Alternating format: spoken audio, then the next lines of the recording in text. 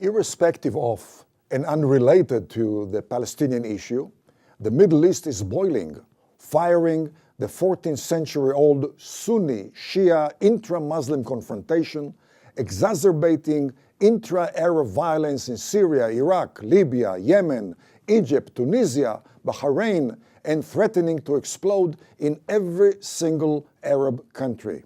The Arab tsunami, which has erupted independent of the Palestinian issue, has been leveraged by Iran's Ayatollahs in order to advance their supremacist, megalomaniacal goal of dominating the Persian Gulf, the Middle East, and beyond, notwithstanding the Palestinian issue, which has never played a substantial role in shaping the stormy intra-Arab and intra-Muslim relations and the Middle East agenda. Contrary to Western preoccupation with the Palestinian issue, the Middle Eastern agenda dramatically transcends the Palestinian issue, which is neither the crux of the Arab-Israeli conflict, nor a crown jewel of Arab policymaking, and nor a core cause of the 1400-year-old turbulence, violence, intolerance, instability, unpredictability, subversion, and terrorism in the Middle East. The Palestinian issue is completely irrelevant to the tectonic Arab tsunami, which has engulfed the Middle East from the Persian Gulf to northwestern Africa. The intensifying Arab tsunami, which erupted in 2010, causing the death of hundreds of thousands of people, the dislocation of millions, and threatens to topple every sitting Arab regime, has exposed the myth of the supposed centrality of the Arab-Israeli conflict in general and the Palestinian issue in particular. None of the recent as well as past domestic and regional upheavals in the Middle East has been directly or indirectly related to the Arab-Israeli conflict or the Palestinian issue. Contrary to conventional so-called wisdom, the Palestinian issue has always been a side and not a main dish on the tectonic Middle East menu, which has been dominated by intra-Muslim and intra-Arab explosive ingredients.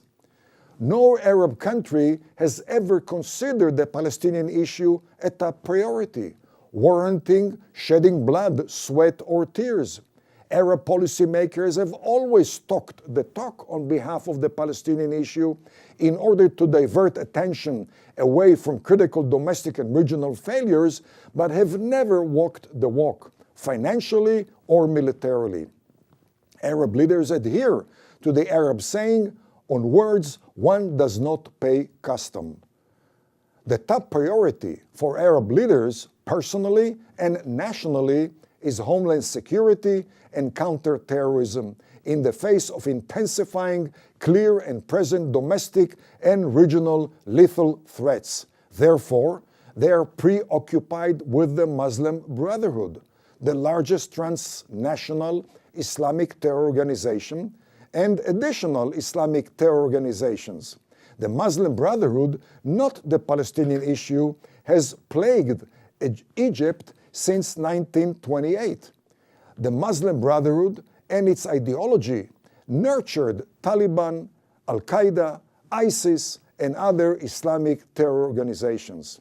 Therefore, President al-Sisi has followed in the footsteps of President Sadat, who resisted President Carter's pressure to place the Palestinian issue at the center of the 1977-79 Israel-Egypt peace process.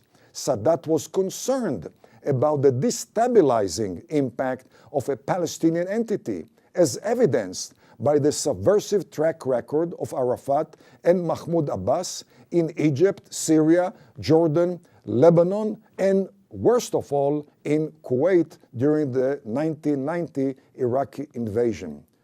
Moreover, in 2016, President al-Sisi, just like all pro-US Arab leaders in Jordan, Saudi Arabia, and other Gulf states, expands intelligence, counterterrorism, and overall geostrategic cooperation operationally and technologically with Israel, a global role model of countering terrorism in defiance of Palestinian opposition.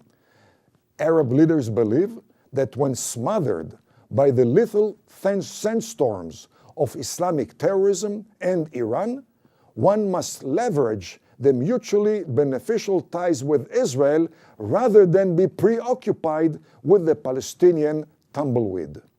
Iran's policy of megalomaniacal supremacy, terrorism, subversion, and hate education, and its determination to become a nuclear power are driven by the 2,000-year-old ambition to dominate the Persian Gulf, Indian Ocean, Middle East, and beyond, not by the Palestinian issue. The disintegration of the Arab Middle East, especially Iraq, Syria, Libya, and Yemen, is a derivative of the endemic tribal, religious, ethnic, geographic, and ideological intra-Muslim fragmentation, not the Palestinian issue. The next video will connect the Middle East dots.